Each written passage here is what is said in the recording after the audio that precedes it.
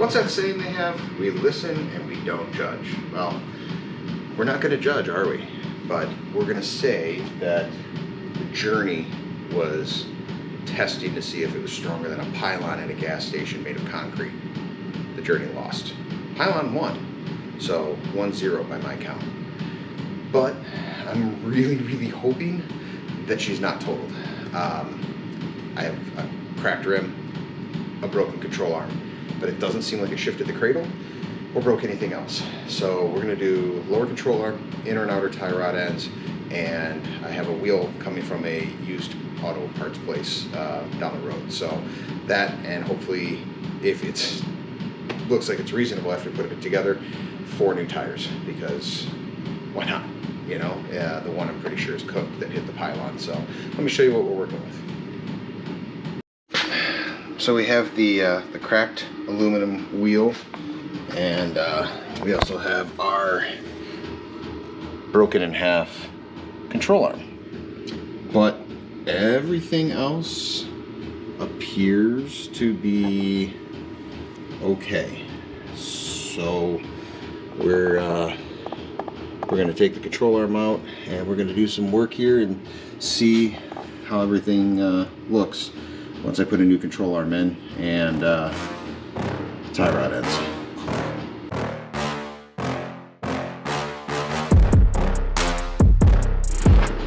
Alright, you have to forgive the click of the heater in the background, but it's cold outside and I want heat.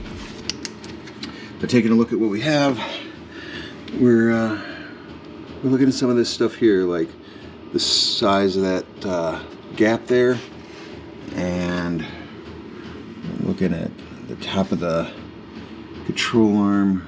I don't see any cracking or separating anywhere that scares me, so I don't have any fear of anything really bad. I don't see a broken steering rack. Let's look at the other side that was not part of this, and see, we still have that gap there. Again, looking down, I don't see anything shifted, sway bar, none of that. I don't see any cracking there. Same formations on all the metal. So yeah, I think we might be okay.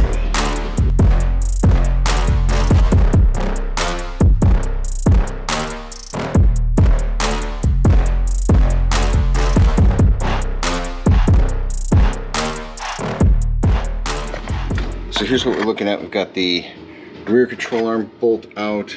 We've got a jack under the engine to lift it up to give us the clearance to get the front control arm bolt out, and we've done the sway bar link. So everything's kind of loosey-goosey in there. I just need to get the control arm off itself, so that way we're ready to put the new one in.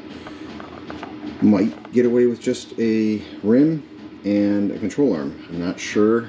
If you look at the tie rod, it's pretty damn straight. I don't think it's bent, so I don't know that I'm going to do it, which would be nice.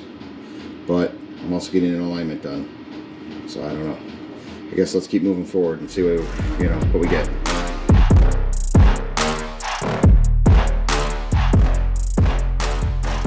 You want to see a magic trick? Oh, look at that! So that's the broken control arm. And oh man, that didn't go well. But all in all, I mean, I don't think it's too bad. I mean, it's bad, but it broke, so I guess I'm glad this took the brunt of that instead of something else. But let me show you the only thing I'm concerned about. It hit pretty good right there, but it didn't break anything, and I don't think it's any cause for concern. I think it's just kind of a dent. So I think we're going to go with it. I just have to debate on those tie rod ends. Alright, it's the next day. Well, last night I got quite a bit of stuff done. Got the control arm in and got the rear wheel moved to the front. You get in here, you can see our new control arm on there. Everything actually went together pretty well, and when the wheel's straightened out, it's not bad. It actually looks like the wheel's just going to be off a little to the right. But I figured, you know what? I bought the tie rods, inner and outer. I'm going to put them on. I've never done inner tie rods. I've always done just outers. So we're going to throw the inners on, and then that way, at least when they do the alignment tomorrow, everything from the steering rack out is pretty much new, minus strut and all that stuff. But I think we're okay on all that stuff. So I'm going to throw on the inner and outer tie rod, and we'll see what's going on. But let me show you how we do that. So to give you a quick idea, when you're looking at a tie rod, you have the outer tie rod, which is this component right here. It's actually what threads onto the inner tie rod. Your inner tie rod goes into that boot, and we're going to take off that clip right there. And I've already used a screwdriver to break apart this clamp right here. Now, you need a special tool to put these types of clamps back on. So we're going to try some Harbor Freight stainless steel zip ties. You don't need a whole lot of force to hold that boot on, but let's take that clamp off. We're going to undo the nut for the outer tie rod, and I'll show you what we're working with.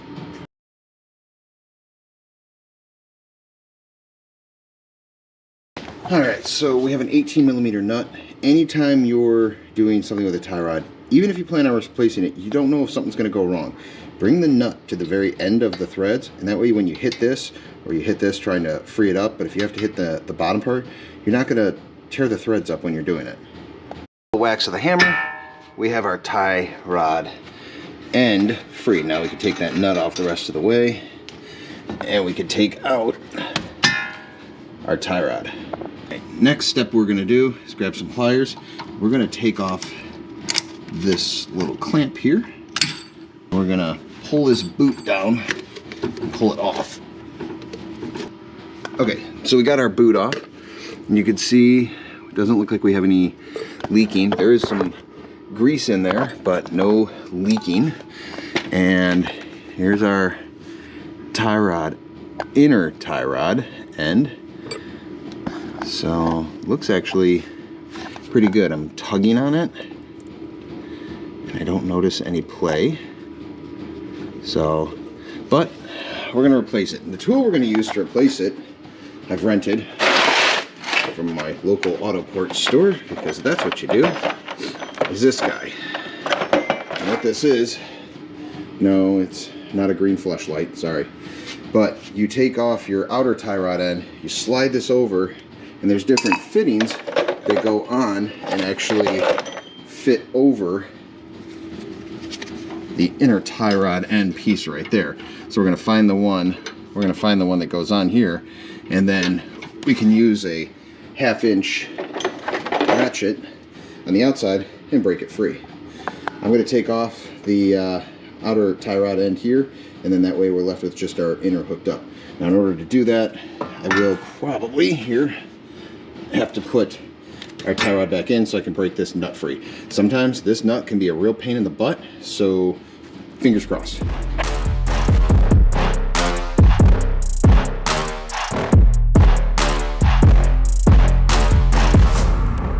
Now, it was probably a metric, but I ended up using a 7/8, and I put something on to break that nut free, so you can see it's broken free, but it's spinning just from the outer tie rod end itself. It's not actually spinning on the threads, but we can take that off. We can hold on to this portion here and try and get that nut off. So we're going to do that. But we might not even have to, because if I can get the outer tie rod end off and I can slip that collar all the way over, which I can't because of that boot. So yeah, we're going to have to remove that nut. One thing that's important when you're taking off a tie rod, you're never going to get it exact. That's why we have to go to an alignment shop. But when you take it off, you have to spin it and count the turns. So 1, 2, 3, and so on and so forth till it comes off, and then that's how many threads I'm going to put the new one on, and it gets it kind of close, not exactly. So I'm going to count the amount of threads that it takes to get it off, and I'm going to write it down so I don't forget it, and then we'll finish taking things apart.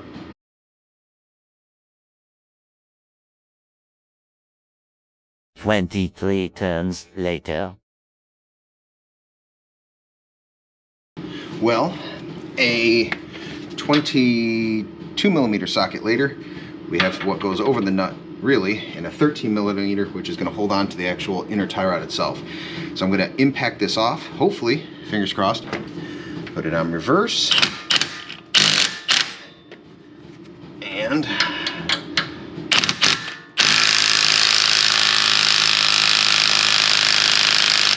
that's not budging. Now we use heat.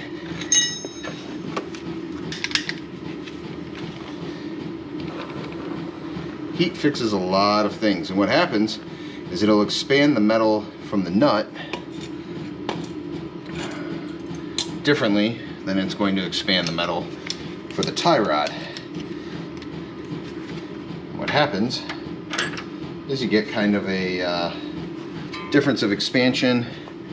Hopefully creates just enough to where the nut will break free from the binds of Michigan rust. And I think my propane tank's getting a little low here, but all right, let's give that a try. See what we get. Don't touch it because it's going to be freaking hot. But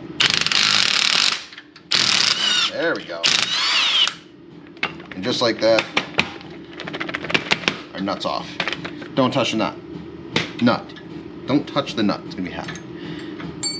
Leave that little clamp there too. But now we can pull our boot all the way off, our little bellows there. And now we get to use our nifty tool. Looks like we might have a winner. All right. So we have our little adapter piece over the top. And now we're going to put our tube here over, and then it should, looks like it goes on one way only. Motherfucker. Okay, I guess we have to put it on first. Okay, so I learned something new. There's a locking collar on this. So you actually put the piece in like this, and then you lock it in so that way it doesn't come out. Now, we have to put it on first, then put it in, then put the locking collar. So let's do that. So once you have the tool on, righty-tighty, lefty-loosey, and I already broke this free. So we're gonna unscrew it, and we can actually take the locking collar off. Take everything all the way, and then you just unscrew that all the way out. Ta-da! And then we're going to get the new one, and we're going to thread it in. Now the new inner tie rod comes with blue Loctite on it, and we're going to thread it in. We're going to put on our boot, and then we're going to put the nut that came with it over the end. That way we can put everything back together, and then we'll put our new outer tie rod end on.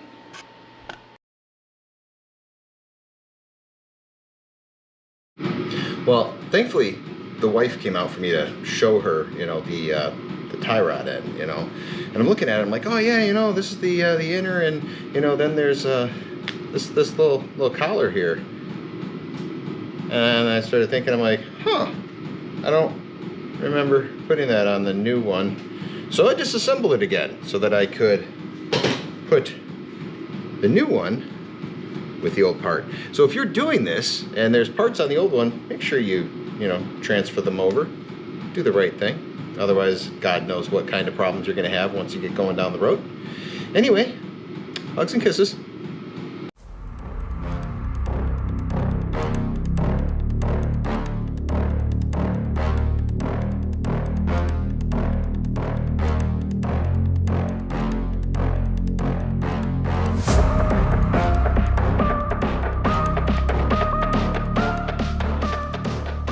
So we have the new inner tie rod on. We have the assembly on here, and you can see he's got a little bit of a stiffy, but the car's a she, so I'm not sure how that works. But in any case, we're gonna torque that down. I need to look up the torque spec. Then we're gonna torque it down so that it's tight, and then we'll put on the outer tie rod. 65 foot-pounds is what we just torqued this to. A couple clicks, made sure it's good, And now we're going to take the assembly off.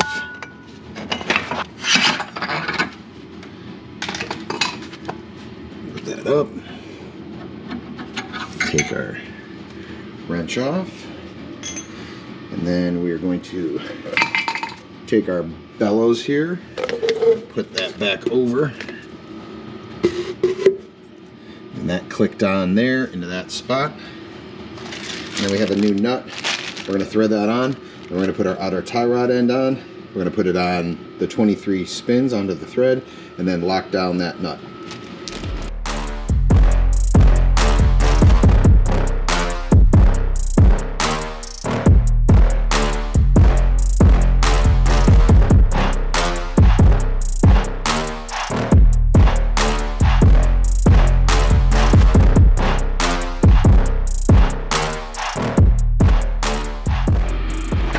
Well, we've got everything pretty much buttoned up. I put that band clamp on, that stainless steel zip tie down on the end, down there, and then used a pair of needle nose to kind of twist it until it broke. I still have to do the jam nut, but I did put on our spring clamp here, and then we have to use our Zerk fitting, and we're going to pump up the outer tie rod end with some grease. So, next stop is the alignment shop. Let's see how things go. Well, the journey is back from the alignment shop. I was able to get everything aligned, and she even got a new set of shoes. So brand new tires on there. I have the one rim that I need to paint so that it matches the other ones, but I'll take care of that maybe tomorrow. But for right now, I'm going to start pulling the bumper off since that's got a big old crack in it, and I don't want that flapping in the wind. But mechanically, everything's good, which is good news. But now time to try and take care of the cosmetic stuff. I appreciate you taking the time to watch. Hit like, hit subscribe, and I'll see you next time.